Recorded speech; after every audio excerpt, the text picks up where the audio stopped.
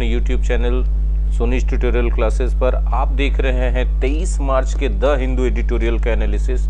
दोस्तों, ये analysis editorial में यूज़ किए गए ग्रामर रूल्स, स्ट्रक्चर और न्यू इंग्लिश वर्ड्स के ऊपर बेस्ड है।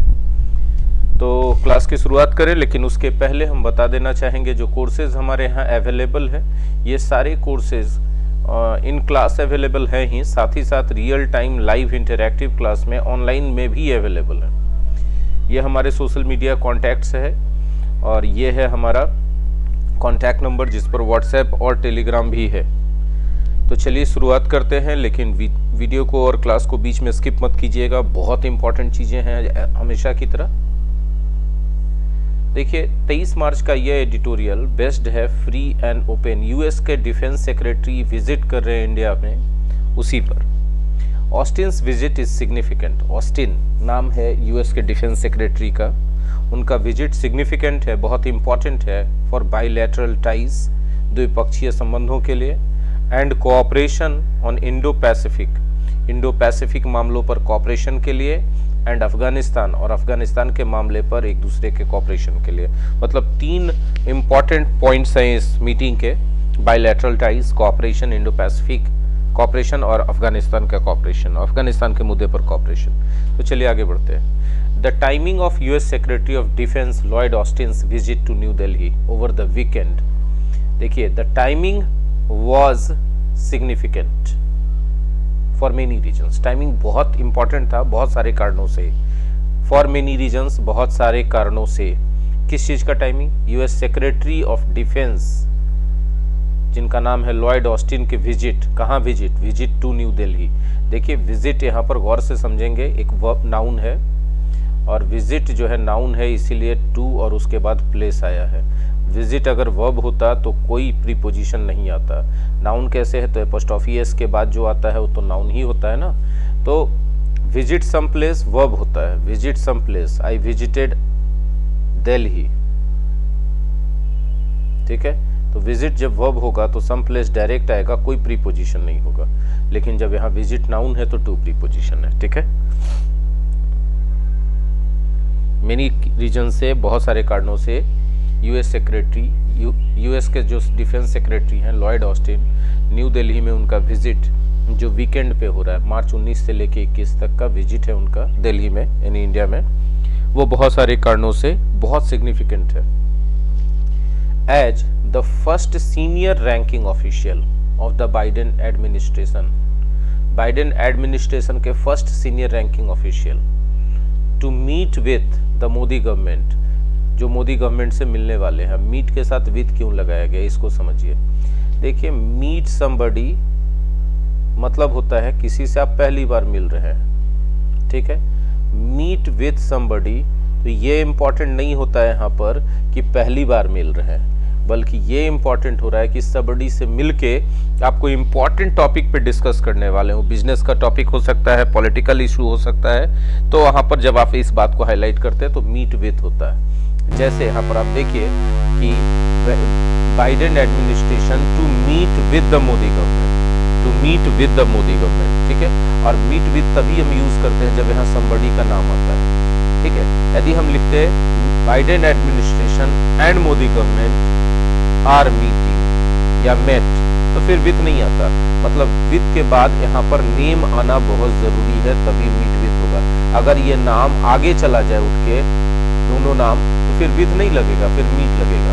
इसी तरह का एक फ्रेज होता है मीट अप या मीट अप विद।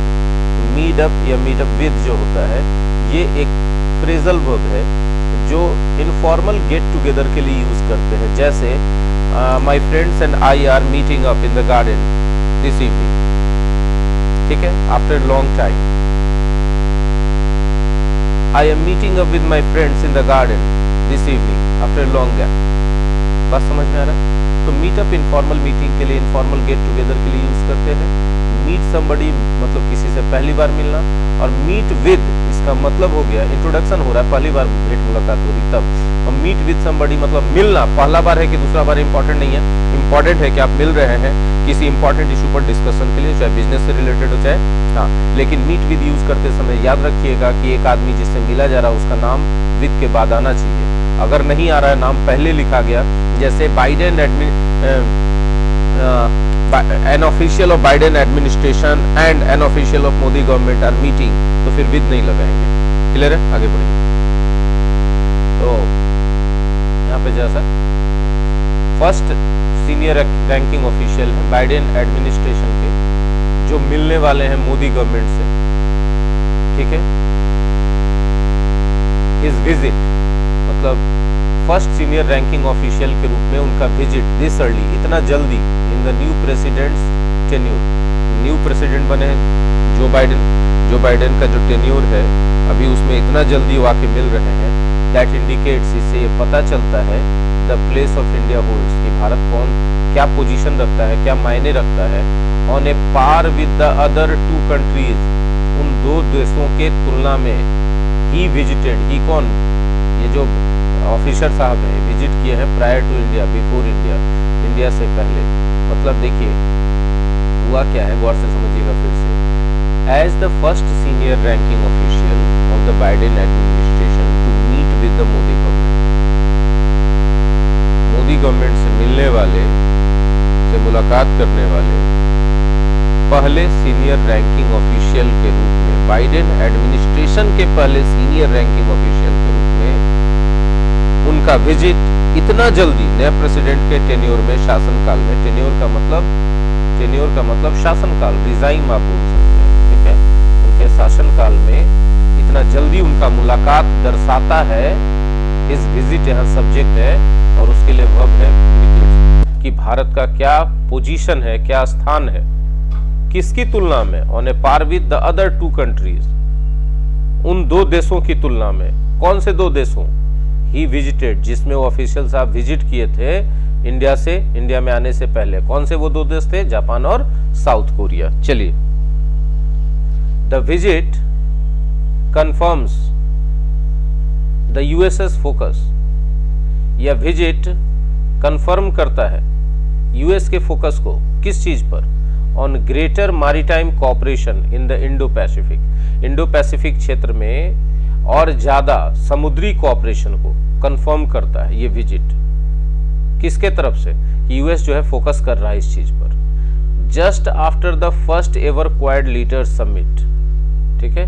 इसको इसलिए डाला गया कि इस विजिट के बारे में एडिशनल इंफॉर्मेशन है ये, कि ये विजिट कब हो रहा है, तो क्वाड लीडर्स के समिट के जस्ट आफ्टर, जो first ever quad leader summit हुआ था, अभी क्वाड लीडर का जो पहला समिट हुआ था उसके जस्ट आफ्टर ये जो विजिट है, ये दिखाता है, कंफर्म करता है यूएस के फोकस को कि इंडो पैसिफिक क्षेत्र में और ज्यादा मैरीटाइम कोऑपरेशन होगा, मतलब समुद्र के क्षेत्र में यूएस का कोऑपरेशन रहेगा। Mister Austin's trip preceded, mister Austin का ट्रिप हुआ, पहले हुआ, किसके पहले हुआ? An announced stop in Kabul, Kabul में एक अनअनाउंस्ड स्टॉप कर दिया गया, जो सेना वापस आ रही थी कश्मीर से, उसको एक तरह से, या जो युद्ध का स्थिति छिड़ा हुआ था उसको अनअनाउंस्ड तरीके से स्टॉप कर दिया गया काबुल में। और उसके पहले ऑस्टिन साहब का ट्रिप आया, ट्रिप हुआ इंडिया में, where the US is undertaking, Kabul कौन सा जगह? काबुल जहां यूएस जो है is undertaking a major review, एक बहुत बड़ा रिव्यू कर रहा है of its troops pull out schedule, अपने ट्रूप्स के पुल आउट शेड्यूल को, वापस बुलाने के शेड्यूल को, एंड पीस प्लान, और पीस प्लान को। मतलब ट्रंप के शासनकाल में यह समझौता हुआ था अफगानिस्तान तालिबान के साथ कि यूएस अपना सेना वापस बुलाएगा, और इस समझौते में बोला गया था कि 1 मई 2021 तक चरणबद्ध तरीके से यूएस अपनी सारी सेना अफगानिस्तान से वापस बुला लेगी, ठीक है।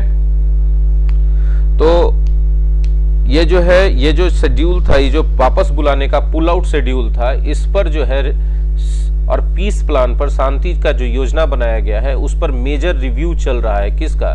यूएस कर रहा है, ठीक है। और अनअनाउंस्ड स्टॉप हो गया, किस चीज का? वापस बुलाने के इस प्लान पर, शांति के इस प्लान पर, और उसके पहले मिस्टर ऑस्टिन का ट्रिप है, उसके पहले हो गया मिस्टर ऑस्टिन का ट्रिप इंडिया में। एज ए रिजल्ट, परिणाम स्वरूप, ऑल 3 एरियाज, तीनों के तीनों क्षेत्र, कौन कौन तीनों क्षेत्र जो हमने शुरुआत में बात किया था, द्विपक्षीय, बायलैटरल टाइज, द्विपक्षीय संबंध, the Indo Pacific and Afghanistan, Indo Pacific का मामला और अफगानिस्तान का मामला केम अप, सामने आ गया फॉर डिस्कशन, डिस्कशन के लिए during talks with defence minister Rajnath Singh and meetings with prime minister Narendra Modi and external affair minister S Jaishankar. मतलब defence minister Rajnath Singh, prime minister Modi और external affairs minister S Jaishankar के साथ जब बातचीत हुई ऑस्टिन की, तो ये तीनों मामला बातचीत में उठा। कौन कौन सा? बायलैटरल टाइज का, इंडो पैसिफिक कॉपरेशन का और अफगानिस्तान के मुद्दे पर कॉपरेशन का। ठीक है।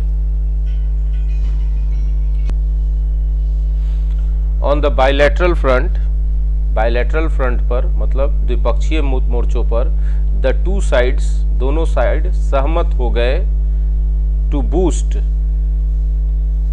Agreed to boost, agreed 2+V1, इस बूस्ट करने का मतलब एनकरेज करना, बढ़ाना, इंक्रीज करना देयर डिफेंस रिलेशनशिप। दोनों इस बात पर सहमत हो गए कि उनको अपना डिफेंस रिलेशनशिप को बूस्ट करना है, स्ट्रांग बनाना है। कैसे? Through the use of 3 foundational agreements, 3 मौलिक एग्रीमेंट्स, फाउंडेशनल एग्रीमेंट्स के जरिए। एक का नाम है लिमोआ, दूसरा है कॉमकासा और तीसरा है BECA. As well as increase cooperation, साथ ही साथ इंक्रीज करना है कोऑपरेशन किसमें? In the areas of information sharing and logistics. Information sharing और लॉजिस्टिक्स के क्षेत्रों में भी कोऑपरेशन को एक दूसरे के साथ बढ़ाना है। और कहां बढ़ाना है? आर्टिफिशियल इंटेलिजेंस में एक दूसरे को कोऑपरेट करना है, स्पेस में एंड बिल्ड मोर, स्पेस मतलब अंतरिक्ष के मामलों पर, अनुसंधानों पर, एंड बिल्ड मोर लिंकेज, और भी संबंध बनाने हैं विद द यूएस कमांड्स के साथ। On Indo Pacific strategy, Indo Pacific रणनीति के सवाल पर mister Singh affirmed India's resolve, mister Singh ने दोहराया इंडियाज रिजॉल्व। अफर्म, रिजॉल्व का मतलब अपने प्रण को दोहराना, अपनी बातों को दोहराना। रिजॉल्व यहाँ नाउन के रूप में यूज किया गया है, रिजॉल्व वर्ब भी होता है, रिजॉल्व नाउन के रूप में रहता है तो प्रण, प्रॉमिस, डिटर्मिनेशन, है ना। तो अपने टेनेसिटी, अपने दृढ़ प्रतिज्ञा को दोहराया। दृढ़ प्रतिज्ञा क्या करने का? To maintain a free, open and inclusive Indo Pacific region with the US, कि वो अमेरिका के साथ मुक्त, खुला और इंक्लूसिव, इंक्लूसिव मतलब सबको शामिल करते हुए इंडो पैसिफिक रीजन को मेंटेन करके रखेंगे as part of the Quad, जैसा कि क्वाड का हिस्सा रहा है ये चीज। ठीक है, मतलब भारत क्वाड का हिस्सा है, उस हिस्से के रूप में वह एक इंडो पैसिफिक रीजन को मेंटेन करेगा जो मुक्त होगा किससे? आतंक से, युद्ध से, ओपन होगा, सबके लिए होगा और इंक्लूसिव होगा, सबको उसमें शामिल किया जाएगा। मिस्टर सिंह ने, राजनाथ सिंह ने अपना भारत का यह प्रण दोहराया इंडो पैसिफिक स्ट्रेटेजी के मामले पर। ऑन अफगानिस्तान, अफगानिस्तान के मामले पर the discussions are understood to have been consultative. ये समझा जा रहा है कि डिस्कशन जो है वो कॉन्सुलेटिव होगा। कॉन्सुलेटिव का मतलब कॉन्सुल यानी राजनयिकों के स्तर पर होगा, क्योंकि mister Austin is part of the decision making process. Mister Austin जो है, जो अभी आए हैं, वो डिसीजन मेकिंग प्रोसेस के पार्ट हैं ओवर इस मुद्दे पर कि whether the US will stick to its May 1 deadline to pull out all remaining troops, कि क्या यूएस कायम रहेगा अपने 1 मई के डेडलाइन वाले प्लान पर अपने रिमेनिंग ट्रूप्स को वापस बुलाने के लिए। Whether, I want to know whether you will go, मैं जानना चाहता हूं कि क्या तुम जाओगे कि नहीं जाओगे। I want to know whether you will continue this course, मैं जानना चाहता हूं कि क्या तुम यह कोर्स कंटिन्यू करोगे कि नहीं करोगे। ठीक है, तो उसी तरह whether the US will stick to its May 1 deadline, क्या यूएस पालन करेगा अपने 1 मई के डेडलाइन को। डेडलाइन का मतलब होता है अंतिम समय सीमा। किस चीज का अंतिम समय सीमा? पुल आउट करने का। किसको पुल आउट करने का? ऑल रिमेनिंग ट्रूप्स को, अपने पूरे रिमेनिंग ट्रूप्स को पुल आउट करने के अपने 1 मई के डेडलाइन पर क्या भारत बोल रहे, अमेरिका स्टिक करेगा, उस पर कायम रहेगा, क्योंकि मिस्टर ऑस्टिन जो है डिसीजन मेकिंग प्रोसेस में है। And how to proceed forward in the intra Afghan dialogue, और इंटर अफगान डायलॉग में अमेरिका कैसे प्रोसीड करेगा, ये सब डिसीजन समझा जा रहा है कि कॉन्सुलेटिव होगा, मतलब काउंसिल के स्तर पर होगा, डिप्लोमेट्स के स्तर पर होगा, क्योंकि मिस्टर ऑस्टिन जो है डिसीजन मेकिंग प्रोसेस में शामिल है, तो शायद उन्हीं को कमांड दिया जाएगा ये सब डिसाइड करने का। The US does not so far, thus far मतलब सो फार, अब तक, does not appear to have headed, ऐसा लग रहा है कि यूएस अब तक सुना नहीं है। हीड करने का मतलब ध्यान देना, सुनना। क्या नहीं सुना है, क्या पर ध्यान नहीं दिया है? इंडिया के कंसर्न पर। कंसर्न किस मुद्दे पर?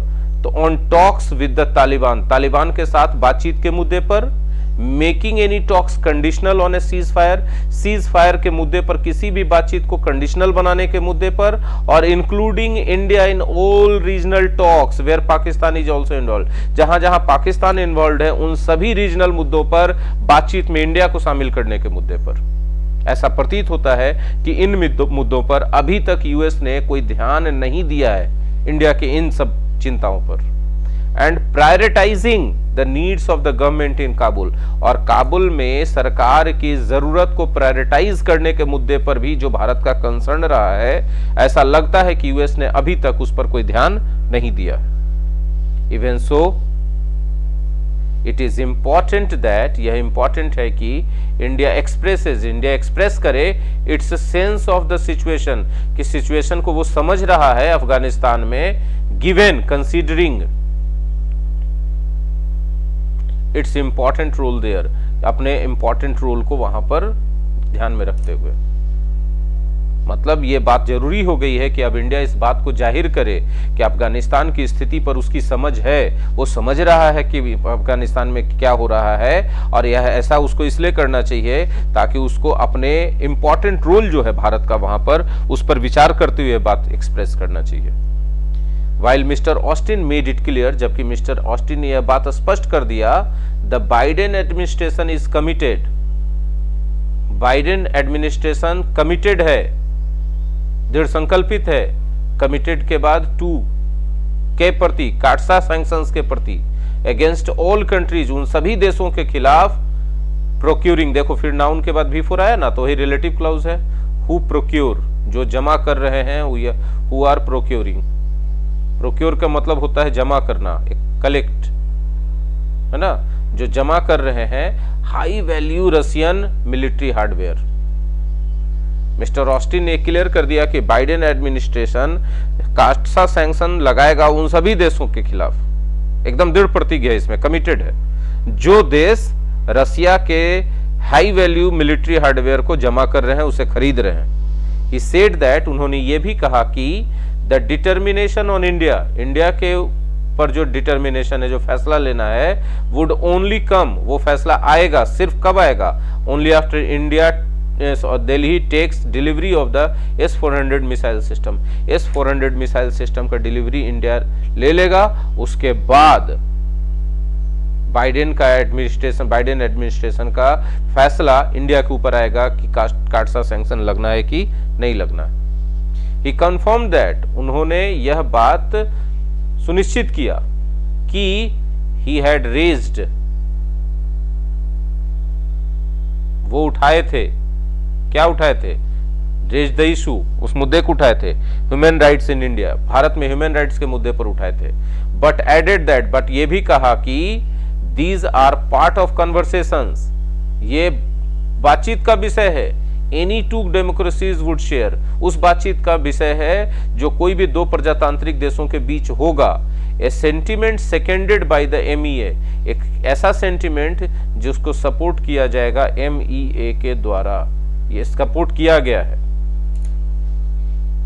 ठीक है, सेकेंडेड मतलब सपोर्टेड। फाइनली, अंततः, while officials said, जबकि ऑफिशियल्स ने कहा कि they discussed India challenge from China, वे मतलब ऑफिशियल जो ऑस्टिन साहब थे और जो भारत के ऑफिशियल्स बैठे बात कर रहे थे, उन लोगों ने कहा कि उन लोगों ने आपस में डिस्कस किया है भारत के चुनौतियों को, किसकी तरफ से मिलने वाले चुनौतियों को? चाइना की तरफ से, मतलब चाइना जो बखेड़ा खड़ा करता है उसके बारे में भी डिस्कस किया। मिस्टर ऑस्टिन वाज केयरफुल, जिस दौरान ये डिस्कशन हो रहा था उस दौरान mister Austin was careful, mister Austin सतर्क थे not to make any direct reference, कि वे कोई डायरेक्ट कमेंट न दें, कोई डायरेक्ट बात ना बोलें। किसके बारे में? बीजिंग के बारे में और अबाउट द एलएसी डिस्प्यूट के बारे में, लाइन ऑफ एक्चुअल कंट्रोल के डिस्प्यूट के बारे में, विच न्यू दिल्ली कंसीडर्स, जिसको न्यू दिल्ली मानता है एक बायलैटरल इशू। जैसे भारत सरकार मान के चलती है कि इंडिया और चाइना का आपसी मामला है, ये दोनों सलटेंगे, तो उस दौरान ऑस्टिन बहुत सतर्क रहे कि उन्होंने डायरेक्ट बीजिंग पर कोई कमेंट नहीं किया इस मामले को लेकर, और ना ही एलएसी डिस्प्यूट पर कोई बात बोला डायरेक्ट वे में। द ओमिशन, जो ये बात छोड़ी गई, जो इस बात को नेग्लेक्ट किया गया, in contrast to his comments in Tokyo and Seoul, Tokyo और सियोल के मामले के तुलना में उन्होंने कमेंट्स दिया, लेकिन इस मामले में जो कमेंट्स नहीं दिया, जो द ओमिशन जो उन्होंने किया, ये सिग्नल, ये संकेत देता है, ये ओमिशन संकेत दिया, बोथ दो तरह का संकेत दिया। पहला कि new Delhi desired discretion on this issue, कि इस मामले पर भारत से सरकार चाहती थी कि अमेरिका विवेक से काम ले। If somebody desired discretion on some issues, तो वह व्यक्ति चाहता है कि इस इशू पर लोग ध्यान से बोले, सोच समझ कर बोले। और दूसरा मामला कि US defence secretary was sensitive to his hosts wish, US defence secretary बहुत संवेदनशील थे, सोच समझ के बोल रहे थे अपने होस्ट के विश के प्रति। होस्ट कौन? इंडिया, कि इंडिया वो आए हुए थे, तो ध्यान दे रहे थे कि हम कहीं अपने होस्ट को नाराज ना कर दें कोई ऐसा बात बोल के, वो इतना सेंसिटिव थे। तो ये जो ओमिशन हुआ, बाइडेन साहब ने ना एलएसी पर बोला और ना बीजिंग पर डायरेक्ट कोई कमेंट किया। ये किसकी तुलना, इससे देखा जाए टोक्यो और सियोल पर उन्होंने डायरेक्ट खुल के बात करी, जबकि बीजिंग यानी चीन पर और एलएसी के मुद्दे पर उन्होंने कुछ नहीं किया, बोला डायरेक्ट वे में, क्योंकि इंडिया नहीं चाहता है कि कोई बोले, इंडिया समझता है कि बायलैटरल इशू है। तो ये जो ओमिशन हुआ, ये जो ओमिशन है बाइडेन ऑफिशियल, क्या नाम है उनका, ऑस्टिन के द्वारा, ये दर्शाता है कि वो दो चीजों को दर्शाता है कि एक तो भारत सरकार चाहती थी कि अमेरिका इस मुद्दे पर विवेक से काम ले, सोच समझ के बोले, तो वो भी हुआ, सोच समझ के अमेरिका के प्रतिनिधि ने बोला। और दूसरा, यूएस के डिफेंस सेक्रेटरी खुद इतने सेंसिटिव हैं कि वो अपने होस्ट के विश को ठेस नहीं पहुंचाना चाहते थे, उसकी इच्छाओं को ठेस नहीं पहुंचाना चाहते थे। आगे खत्म हो गया 23 मार्च का एडिटोरियल मैंने बताया पूरे स्ट्रक्चर के एक्सप्लेनेशन के साथ। आई होप कि आप लोग इसको एंजॉय किए होंगे। ठीक है, thank you very much. Like कीजिए, शेयर कीजिए, कमेंट कीजिए, शेयर बहुत कीजिए दोस्तों, सपोर्ट की ज़रूरत है। ठीक है, और कमेंट में अपना ओपिनियन दीजिए और पूरा वीडियो देखिए, बीच में मत छोड़िए, मेरा रिक्वेस्ट है आपसे। ठीक है, थैंक यू वेरी मच।